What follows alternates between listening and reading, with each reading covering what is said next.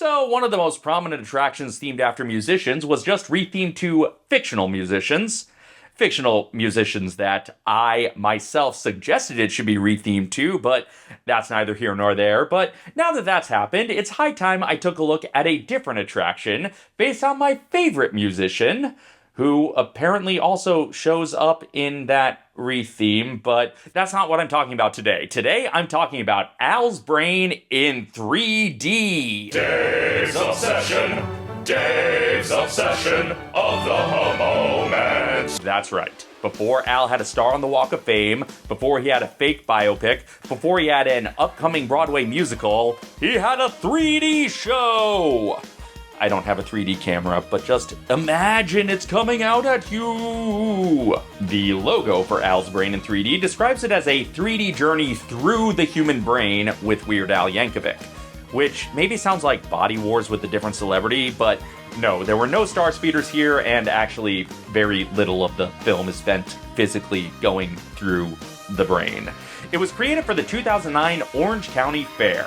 Al's Brain is a blend and a balance of entertainment and education presented to fairgoers who maybe want to learn a little bit more about the brain, but who may also really love the artistry of Weird Al. Well, one of those things definitely describes me, and the other one I'm neutral on, but I take no issue with, so this was at least half made for me.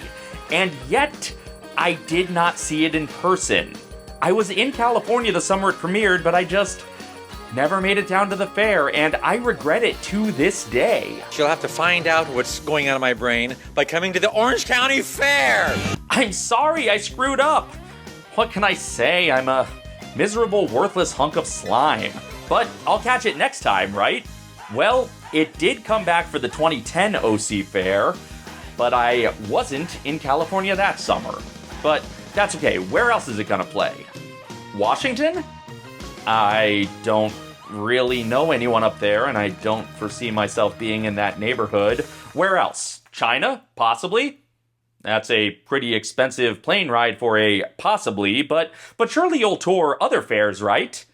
Well, maybe they would have if the film hadn't been lost.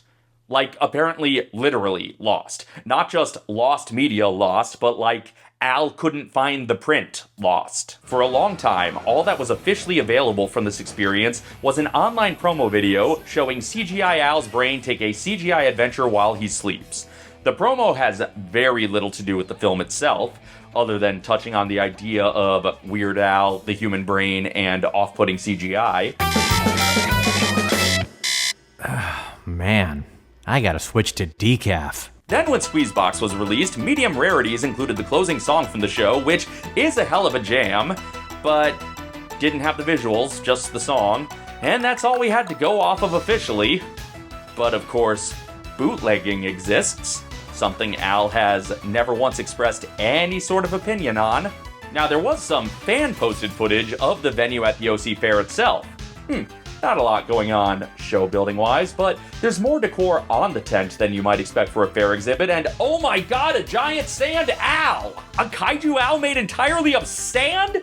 You're gonna traumatize this here Anakin guy, and he won't forget this when he's Vader someday later. Looks like there was also specialty merch and some children's museum-style exhibits, which probably had some jokes, but there's no close-ups of any of them. I'm told there was also a pre-show that humorously edited together old educational film footage with new narration, much like the recurring Weird Al Show and Al TV feature, but to my knowledge, this has not been preserved anywhere.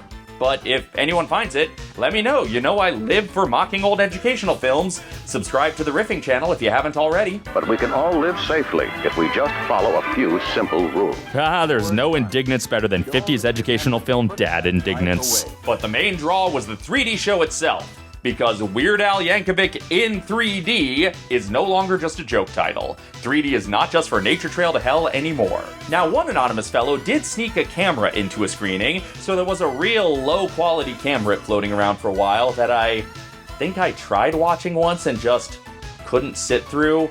Even if you put the 3D glasses over the lens, it's like 2009 cameras were not great for bootlegging that sort of thing. But then, sometime later, through forces I don't quite understand myself, some other anonymous fellow managed to preserve, like, an actual print of some sort.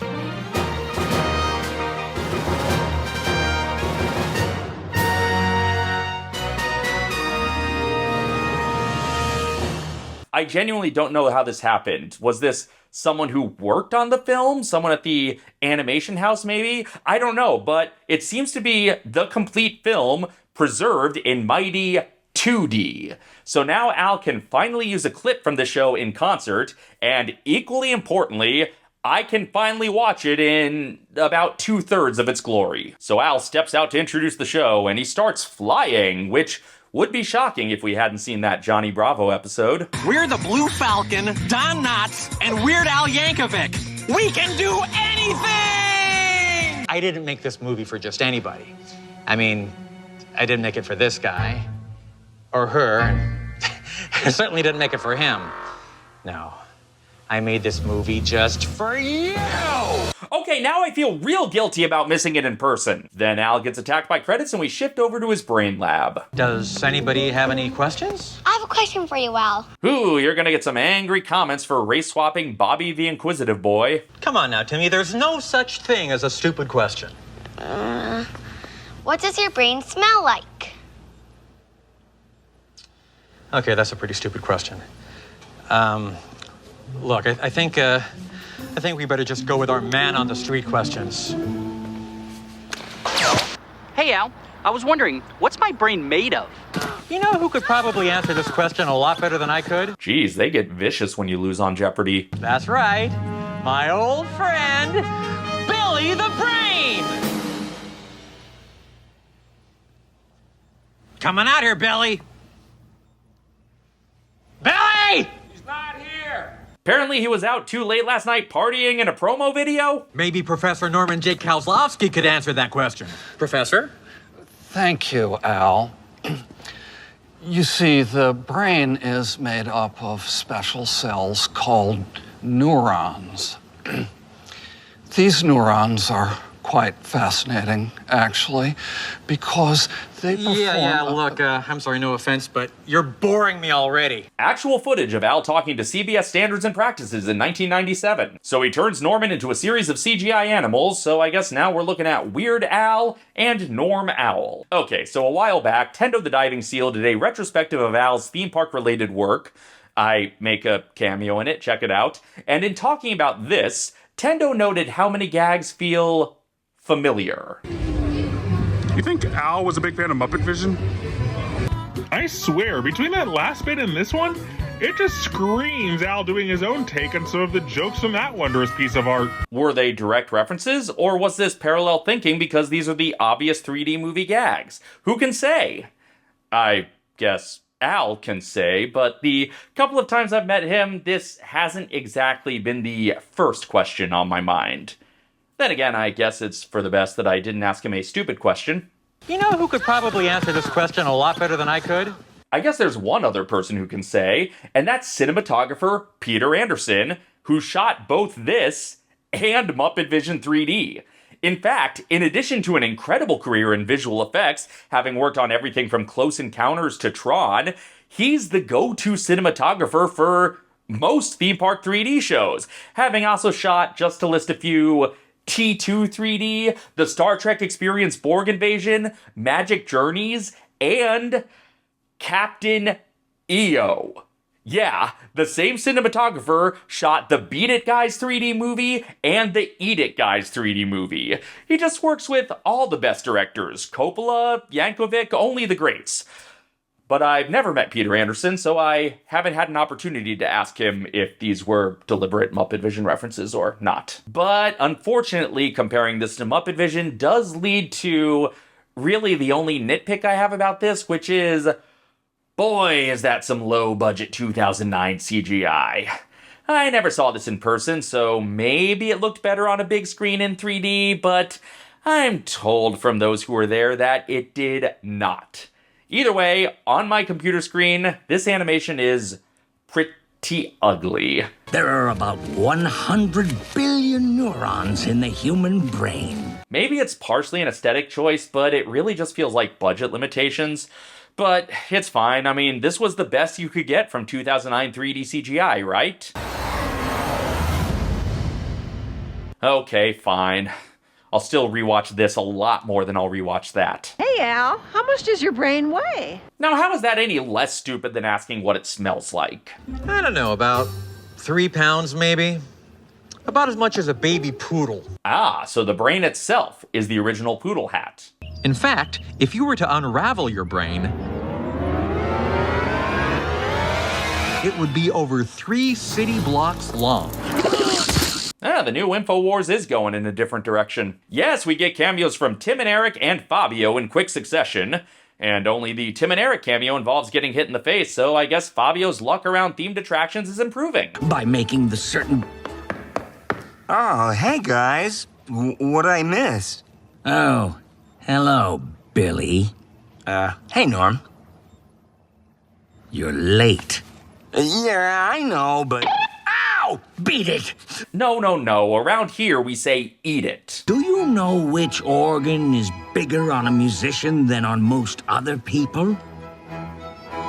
That's right. The auditory cortex. Oh, great. Now Derek Smalls is gonna stuff a foiled cucumber up there just to measure up. Hey! What would it be like to get a railroad spike through your brain? At a certain point, if he's taking all these other questions seriously, I have to assume that Al just hates Timmy. But in this case, it's just a perfect setup to the Phineas Gage sketch, which may not be a particularly accurate depiction of the man, but man is it a perfect little sketch, with Tom Lennon and Patton Oswalt treating Al slightly better than they would in the foil video. I'm sorry, I shouldn't have said anything. Oh, is that you or the rod talking? I have a splinter in my foot. You don't hear me complaining. Man, Al played Phineas before he played Milo? Is there anyone in Danville he hasn't played? Hi, Al. I was wondering if you believe that subliminal messages really work on the brain. That's a very controversial question. There's been a lot of research over the years trying to figure out if that subliminal advertising stuff is really effective. Personally, I think it's just a lot of garbage. And backwards messages in music is also bunk. I do not have that much time on my hands, and I have no idea what Satan eats. Okay, I think we have time for just one more. Hey, Al, how exactly does the brain work? Yes, long before he was Colbert's surprise final celebrity guest, Sir Paul McCartney was Al's surprise final celebrity guest. Guess he just really loves throwing bones to people canceled by CBS. So according to Al, this cameo was the final thing to be shot for this film. When they were filming the rest of it, they knew they wanted a big celebrity cameo, and Paul actually was their first choice, but it took his people a while to get back to Al about it, and I guess Al didn't want to just reuse old footage of Paul again. Paul, you're acting stupid. Oh, I'm really sorry, I do that sometimes. But eventually the details were worked out. Maybe it's because Al skipped Paul's representation and went straight to his grandfather. He's very clean. And Al brought a camera to Paul's Coachella dressing room to shoot this shot. Considering that Al has said he knew he made it when Paul recognized him, it's kinda extra resonant having him be the final cameo of the piece. And Paul didn't even make them change the question to be about tofu. But the question leads right to the final song, which, as I said, is catchy as hell, and feels kinda like a spiritual sequel to Pancreas. Sure, it's not specifically a Brian Wilson pastiche this time, but it is a piece with multiple musical movements about a part of the human body, so these two songs make good companions. Your brain is divided into 2 hemispheres. Your left controls your right side and your right controls your left side. Okay, I take back what I said about the CGI looking ugly. At least it presumably wasn't animated by a notorious monster. And they're both tied together in a neat little package by the totally awesome Corpus Colossum. The song has barely started, and that's the last actual rhyme in it. But the rest of the song rules so hard you hardly even notice. And I know right now you're probably thinking, Al, how can these different parts of the brain communicate with each other? This is my favorite part of the song, and I'm not fully sure why, but I think it's a confluence of a couple of different things. One, I'm always a sucker for the, I know what you're thinking hyper-specific thing gag. Two, I love the conversational tone of this particular instance, that Al knows that the thought you're thinking begins with addressing him by name. And three, mixing that conversational tone with multiple Al's harmonizing is a beautiful contrast. The lyric is so casual, while the delivery is over-prepared. Like it required a ceiling rig. These are the things I overthink to make myself happy, as opposed to the many other things I overthink to make myself anxious. See the dendrites receive a signal from another neuron, which then starts a chemical reaction in the nucleus, creating a nerve impulse which travels down a long, long myelin-coated strand. Do you think they had to put the word myelin on screen because after describing it as long, we'd think myelin-coated strand was mile-encoded strand, like the strand was a mile long and encoded? Or did I just think that the first time I heard the song because I'm an idiot? The more you use your brain, the more connections you're gonna make. And the smarter you're gonna be. I mean, I mostly use my brain on stupid overanalysis of pop culture silliness, so I could probably put my brain to better use if I want to be smarter, but hey, I'll take the encouragement. Maybe if I use it more, I won't think you said mile-encoded strand. So I guess the point of all this is, the brain is one of the most important organs in your entire head. So wherever you are, whatever you're doing, always wear a helmet. Hey, good thing your own characters listen to your advice. Oh, you might want to put on your helmet. Oh, snap. And that's Al's brain in 3D, and this feels like what the Weird Al show could have been. It shares a lot of DNA with the Weird Al show. Al in what seems to be an underground lair with some level of quirky decor, with voice work from Billy West and cameos from Patton Oswalt and Fabio, an old educational film parody, and even a similar ending to many episodes. Goodbye! And while I do have a lot of fondness for the Weird Al show, this is more successful, both as an educational presentation and as a vehicle for Al and his sense of humor. I guess despite the animation budget limitations, the Orange County Fair was a better creative partner than Viacom. And as of right now, that's the closest thing Weird Al has to a theme park attraction, other than his cameo in the recently rethemed theme park attraction. It's the closest thing he has to his own theme park attraction. But you know, he finally got a second feature film after so many years. Isn't it high time he finally got a second theme park attraction? No, of course not. It's high time he finally got an entire Weird Al theme park. He's getting a Broadway musical now. A theme park is the next logical step. Come on, follow me. Yeah, it's been a while, hasn't it? And that's right, I'm armchair imagineering the Weird Al theme park, and you can watch that right now. Click right here to check it out, and until then, this is Dave, signing off.